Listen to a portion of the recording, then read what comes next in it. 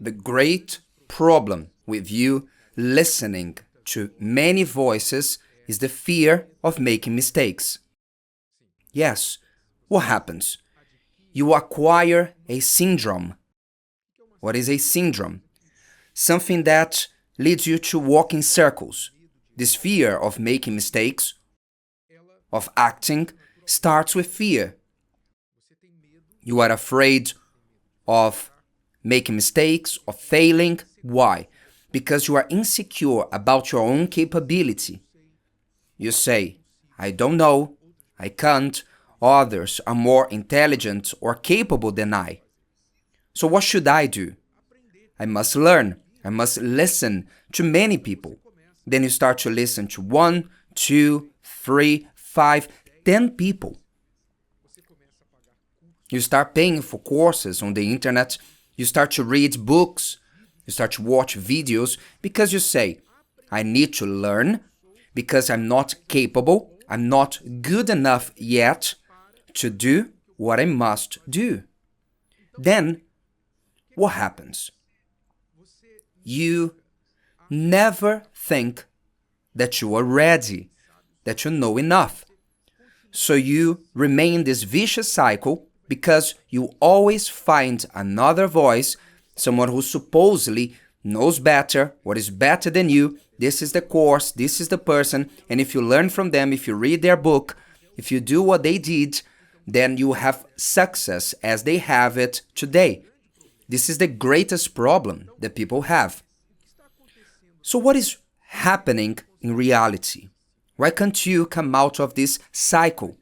The truth is, you are always finding an excuse not to take action, not to do what you must do.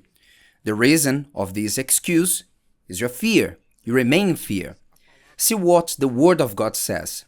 In James 1:25 it says, But he who looks into the perfect law of liberty, again the Word of God, as we spoke previously, we need one voice. We need to listen to one voice. The Word of God is perfect. It's written here. But he who looks into the perfect law of liberty and continues in it and is not a forgetful hearer, which means you listen to the word and later you forget. You listen to the word and you do nothing about it. You don't think about what you are hearing. But a doer of the work. So instead of you forgetting what you hear, you do it, which is the best way to learn, is to do it. You go and you do it. But a doer of the work, this one will be blessed in what he does. He will be blessed in what he does.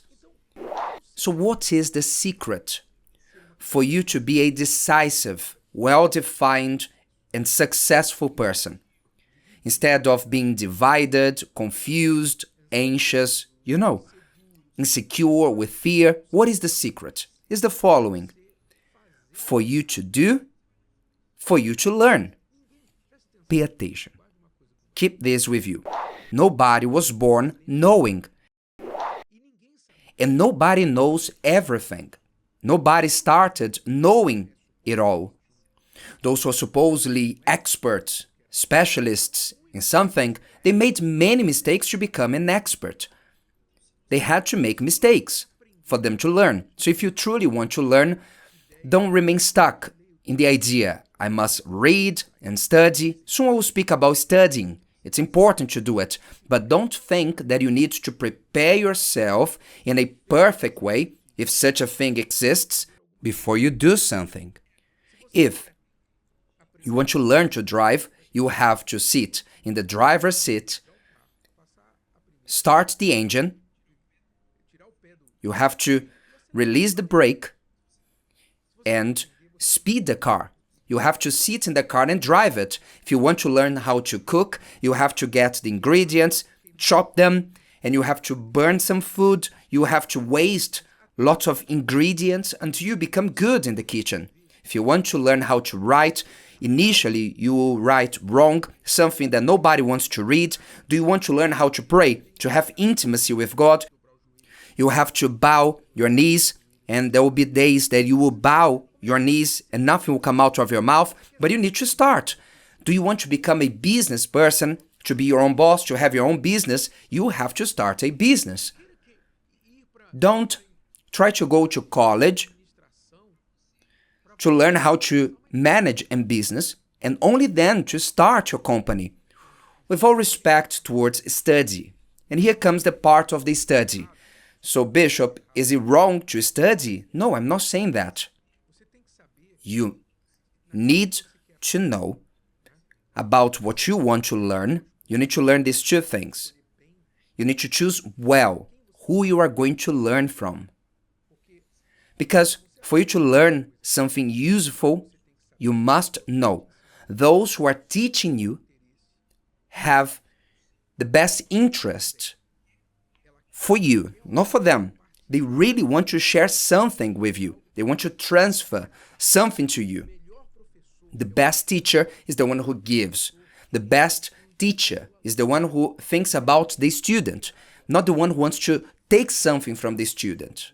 So many people out there who say that they want to teach you, that they want to make you a person like this or that. In reality, their interest is your pocket. They're not concerned about you. They are focused on what you can give to them. If you're going to choose someone to teach you, you need to learn what is their interest. And you need to know who they are. Do they have authority to teach? Because any person can teach anything.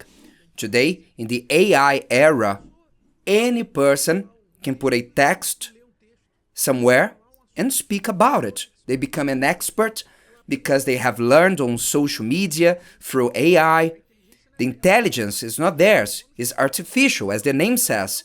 They are artificial, they are not genuine, they are not real. They speak about marriage, but they don't have their own marriage. They say that they will teach you, give you a course for you to make money, but they don't make money. They make money with courses, not making business. They have no authority to speak about that. They are someone who is preaching the Bible, but when you look at their lives, you don't see the Bible. Their lives is something else. They don't practice what they are teaching. So you must choose well who is teaching you, who you will choose to teach you, and what is their interest.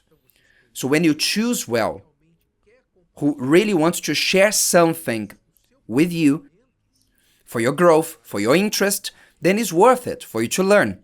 But there's no point of you choosing 2, 3, 10 people to teach you, because you will divide your faith, your understanding, and you will be in doubt. So don't forget, the Word of God, as always, gives us the secret. I'll read the verse again. But a doer of the work, this one will be blessed in what he does. So you listen to the Word of God, you persevere in it, it is perfect, you put it into practice, and when you do it, you will learn the best in what they do. They are the best because they do more and they put into practice what they know. Knowing is doing, and doing is knowing. It's not for you to fill yourself with information and that will make you a wise person. It's what you do that teaches you. And you should not be afraid of making mistakes. When you do make a mistake, learn from it, improve for the next time. You should not be afraid of making mistakes. You should be afraid of standing still. Be afraid of standing still, of this fear of making mistakes syndrome, this vicious cycle, endless vicious cycle, listening to many voices, and be afraid of those who don't have your interest in their hearts. Their interest is your pocket and have no authority whatsoever to teach you. This you should be afraid of, for you to fall in their hands and to fall in the hands of the fear of making mistakes syndrome. If today's video helped you and you know someone that could benefit from it, share it with them, and if you haven't subscribed to the channel, you may do so now. See you later.